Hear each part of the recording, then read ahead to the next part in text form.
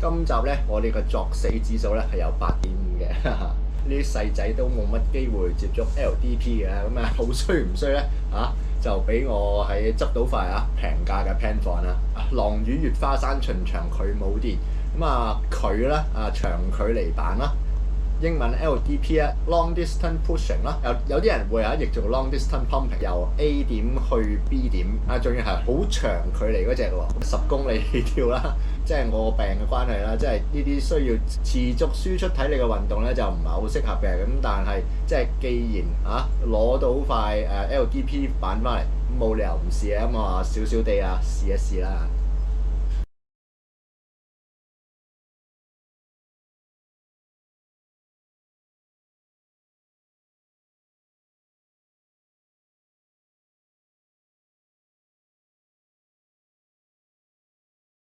好，各位朋友，大家好，又係麥斯咁歡迎翻到嚟呢個浪漫頭滑板工坊。香港適唔適合玩LDP 呢？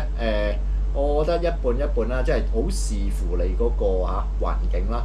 即係我呢啲住深水埗九龍市區出沒嘅，咁其實呢都真係冇乜時間地點呢係適合呢個 LDP 嘅。咁但係如果你住新界有單車徑嘅話咧，咁咧呢樣嘢咧，你就可以考慮下啦。LDP 版有咩特性咧？首先講下呢塊板先啦。呢塊咧係Penfont 嘅 Crest 唔係 Trip 驟眼睇落去咧，就會好似即係我哋一般嗰啲咩 Loader 嗰啲 cut out 長板咁啦 ，double drop 啦drop down drop full 啦，就攞另外一塊出嚟比較依家 Switch Blade 38。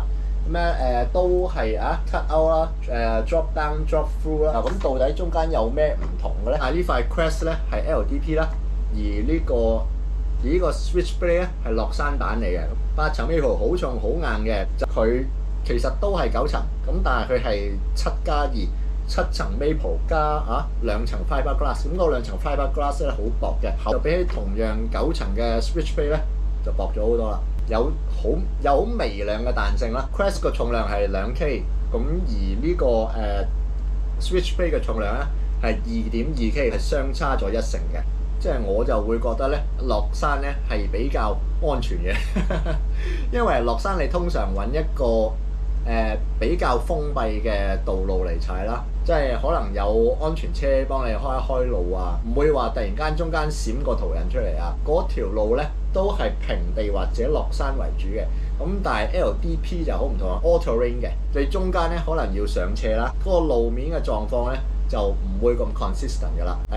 你可能踩下馬路又踩下行人路，即係上 curb 落 curb 咧，呢啲咧就會好常見嘅，即係泥地沙地草地all terrain LDP 有落山嘅成分，你喺踩 LDP 之前落山嘅嘢你點都要識啲㗎啦 ，footbrake speed track 你基本上都要識㗎啦。我哋呢啲踩市區行人路嘅，喂會有途人突然間閃出嚟㗎，你個反應你個技巧應唔應對得到啦呢個咧就會係一個好大嘅挑戰啦。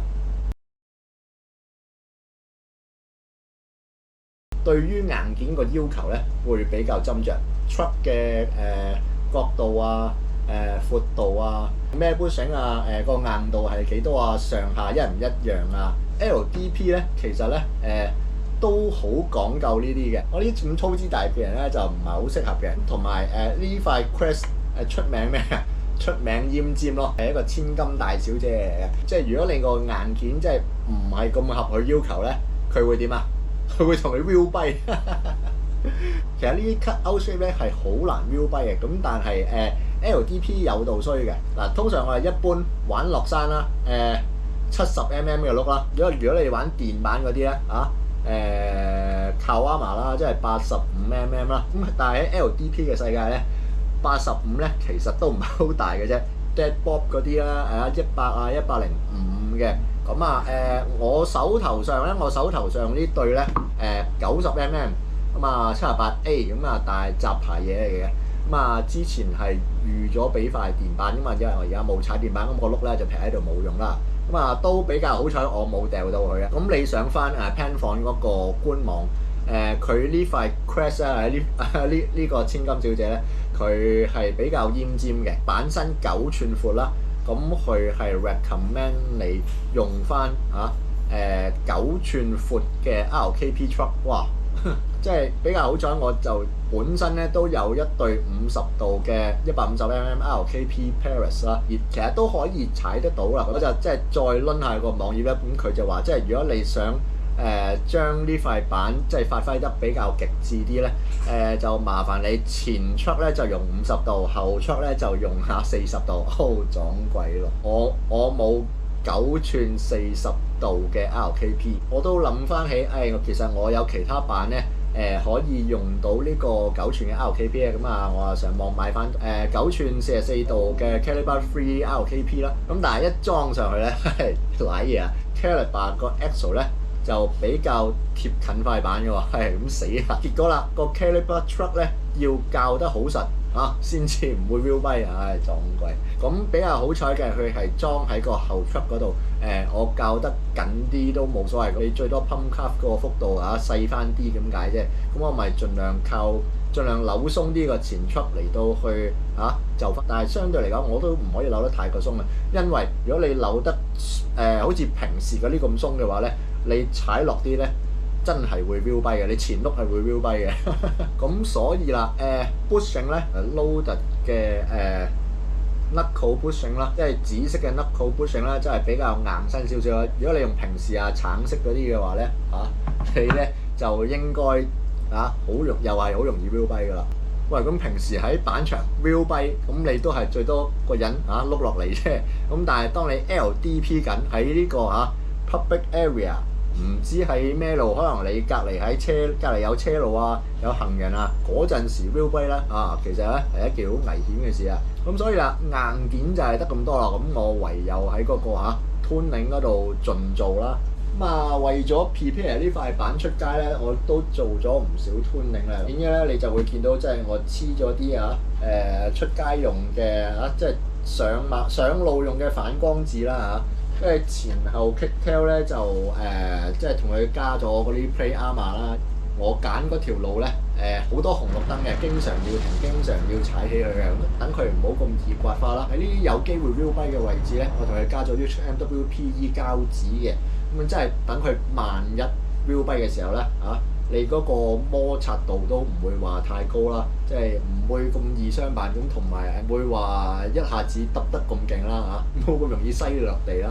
我喺個 axle 嗰度咧就搭咗4個 speed ring 嘅，即係等個轆咧盡量移去外邊。咁因為我啲 truck 咧都係9寸150mm， 唔係165mm 9寸半嗰啲咁闊嘅。如果你唔想再買更多嘅 truck 嘅話咧你咪盡量將個轆撥遠少少咯，等佢冇咁容易 wheel bite啦。我就明白即係點解咧有人咧半價放佢出嚟因為咧呢個Crest 千金大小姐咧真係好奄尖，好難服侍嘅。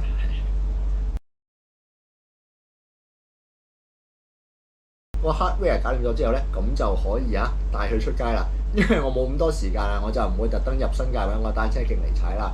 咁我都係踩翻我平時踩開屋企附近嗰啲路嘅。咁有2條路線選擇嘅，即係昂船洲大橋。咁又或者我放工翻屋企嗰段路，夏天30幾度，喂咁我一個病人30幾度下邊踩1粒鐘嘅，咁係咪想死咧？咁所以咧我就唔考慮昂船洲大橋嗰邊啦。沿太子道西由呢個九龍城出發，然之後就去到旺角花墟咧，就轉上去呢個旺角道行人天橋，再去大角咀嗰邊啦。始終我有3年電板嘅路面經驗啦，我比較清楚條路嘅狀況啦。去正式試踩啦，踩個感覺係點咧？我會話俾你聽咧。當你用到90mm 嘅轆嘅時候咧，唔會唔好踩嘅。所有嘅路咧都會係好順嘅。我又攞個平時即係大家踩板54mm 嘅轆出嚟。咁你攞嚟同呢個90比較下，你係會知道喂，除非嗰個上落好大啦，otherwise你幾乎感覺唔到嗰個路面你嗰啲咩磚仔地大嗰啲坑你唔使諗噶啦，一腳揼過去就得噶啦。同電板最唔同嘅就係你要控制個速度啦。唔踩電板咧，我會係喺聯合道嗰度落嘅。你個速度快少少嘅時候，你一拉你一拉個電逼咧，塊板咧就自然會同你收掣啊。咁你用人力板係唔會自動收掣，即係好靠你個 foot brake 啊、track slide 之類咁。但係喂，你知香港嗰啲行人路幾窄啊？你做 track slide 嘅話咧，其實係好危險嘅。條路根本冇咁闊，同埋萬一有人閃出嚟嘅時候，唔會有足夠距離同時間咧。去俾你得停嘅，所以喺個路線上邊咧，我有少少微調嘅，兜遠少少咧就行啲比較平坦嘅路啦，唔需要擔心呢個斜路嘅問題啦，因為始終為你一條街上面，你嘅容錯率咧係零嘅，你唔可以失手嘅。如果你失手，即係你個人飛落地咧，即係你射塊板出去撞到人啊，俾架車碌到啊，都係一件好大鑊嘅事啊。咁所以啦，我係會採取最安全嘅路線啦。commuting 最緊要係咩啊？安全駕駛、平安到步啊！我寧願個速度慢啲，我都要好平安咁去到目的地，中間唔好出意外。去到啲轉角位啊、暗角嘅時候咧，我寧願停啊，我寧願揸起塊板行過去啦，都唔好搏，因為好多時啲行人咧都喺角落頭嗰度閃出嚟嘅。有啲行人係會唔知點解你攞右線，佢係會點都死都要挨過你，同你嗰度爭位噶嘛。我的確係遇到個咁嘅人我打晒息路，喂，我要呢邊喎，咁佢都係要撞埋你嘅，咁我唯有我避佢啦。人哋心地唔好，我控制唔到噶嘛，唔通有啲嘢撞埋佢嘅話，打下一鑊咩？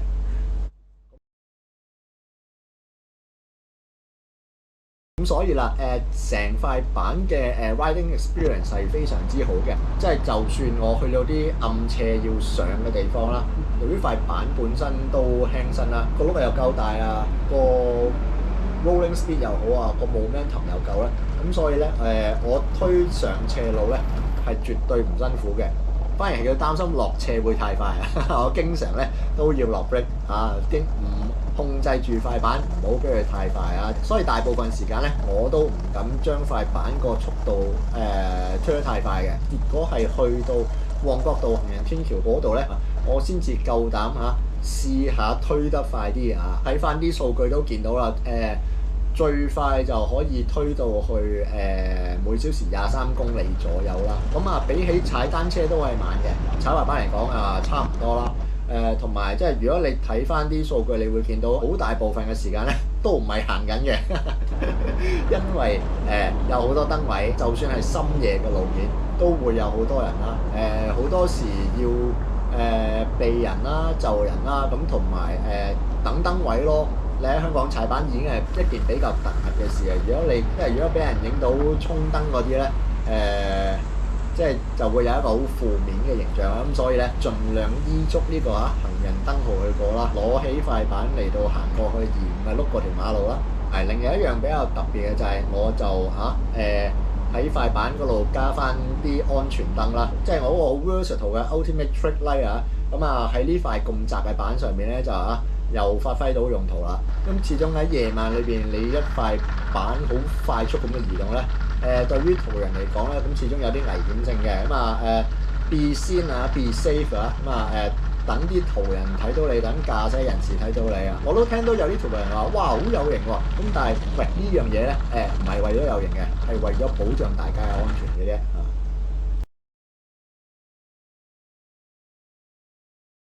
好啦，咁結果試完啦，係呢塊板咧個非常之平順嘅，非常之好踩嘅。唯一可惜嘅地方咧就係佢對於硬件嘅要求好高啦，個後轆要鎖得好緊嚟到去避免呢個標低啦。咁結果個靈活性就大幅咁降低咗啦，即係我carving就唔可以carve得太行啦。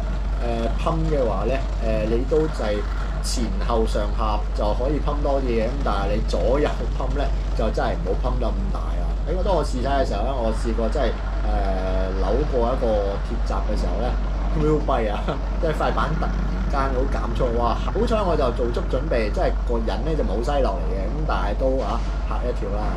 咁即係呢啲 wheel bite 嘅經驗咧，即係令到我踩嘅時候咧，即係就會更加閃鬆啦，即係唔係好敢發揮到呢個千金小姐嘅真正本事啦。